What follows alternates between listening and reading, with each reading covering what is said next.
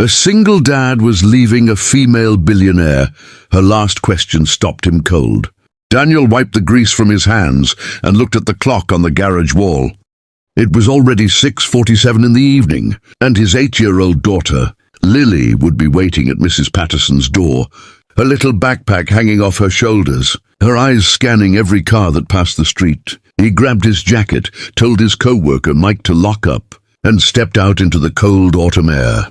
This was his life: work, pick up Lily, cook dinner, help with homework, tuck her in, and do it all over again. It was exhausting. If you believe in kindness, second chances, and the power of small moments to change lives, please like, comment, share, and subscribe to Kindness True Stories. Also, tell us in the comments, where in the world are you watching from? It was also the most meaningful thing he had ever done, and he would not trade it for anything in the world.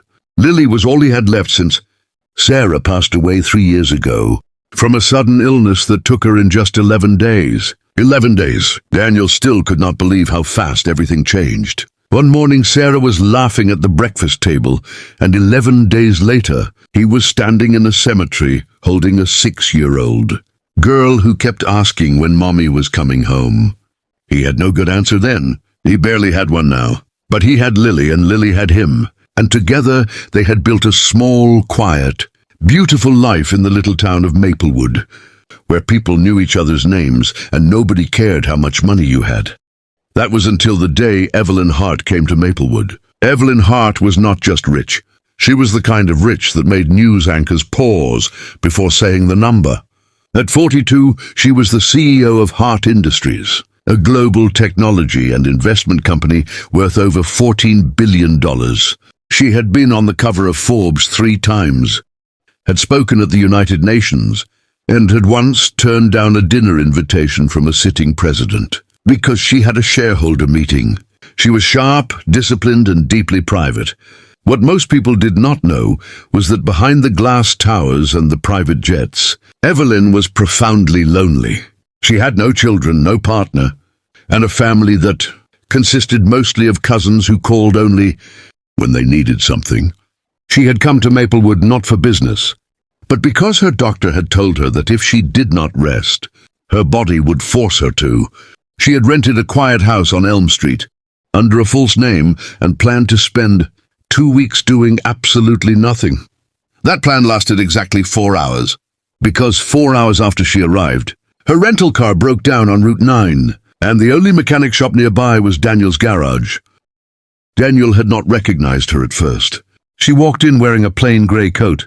No makeup, hair pulled back, looking more tired than powerful. He had treated her like every other customer, honest, efficient, and kind. When she asked how long the repair would take, he said 2 days because the part needed to be ordered. She sighed, and he offered her a chair and a cup of terrible coffee. She accepted both. Lily had been sitting in the corner doing her homework, and at some point she walked over to Evelyn and handed her a drawing she had just made, a purple butterfly with a golden crown. "This is for you," Lily said. "You look like you need something happy."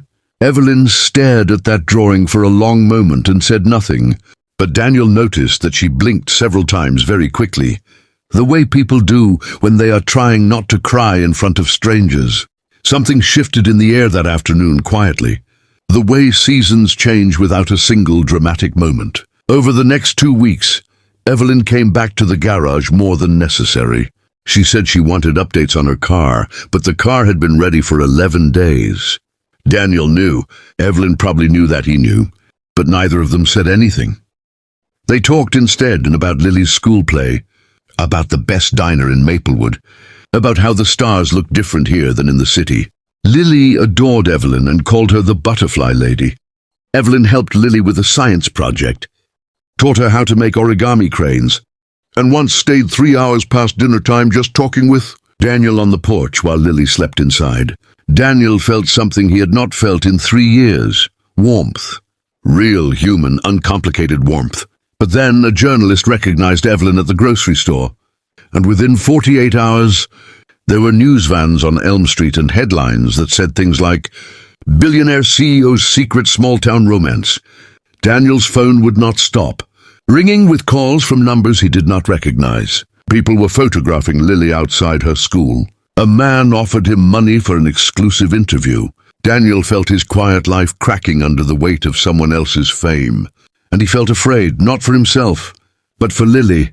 His daughter had already lost so much. He would not allow her to lose her safety, her peace, her childhood. He went to Evelyn's rented house on a Tuesday morning and told her he thought it was best if they stopped seeing each other. He spoke calmly and clearly. He said he respected her and genuinely enjoyed her company, but that he had to put Lily first, always without exception. He said the world that followed her was not the world he wanted for his daughter. Evelyn listened without interrupting. When he finished, the room was very quiet. He picked up his jacket from the chair and turned toward the door. He had almost reached the handle when Evelyn spoke. She asked just one question. She said, "Daniel, if Lily asked you whether it was okay to be afraid of something good, just because it might also be hard, what would you tell her?" Daniel stopped walking. He stood completely still with his hand near the door and did not move for what felt like a very long time. He thought about every bedtime conversation he had ever had with his daughter. He thought about how he always told her that courage was not the absence of fear, but the decision to keep going anyway. He thought about the purple butterfly drawing and the origami cranes and the way Lily laughed differently around Evelyn, lighter, more open, like a child who felt seen by someone beyond just her father. He thought about Sarah, and how Sarah had always told him that love was not something you found when everything was perfect. It was something you built in the middle of imperfection, brick by brick, day by day. He turned around slowly. Evelyn was standing by the window with her arms crossed, not in defensiveness but in the way of a person trying very hard to hold themselves together.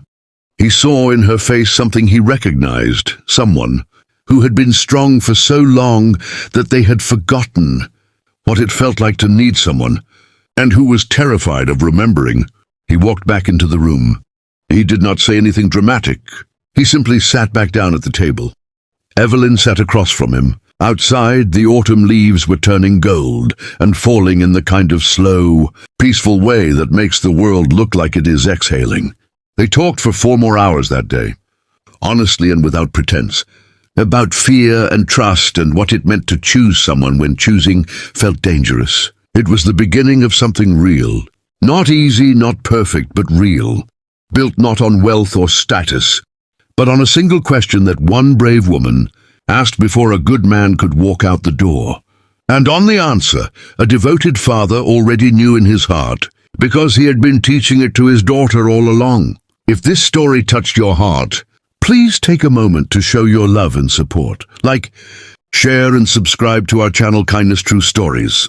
Your support helps us bring more emotional, heart-touching, and inspiring stories that remind us all of the beauty of kindness, love, and second chances. Thank you for being part of this beautiful community.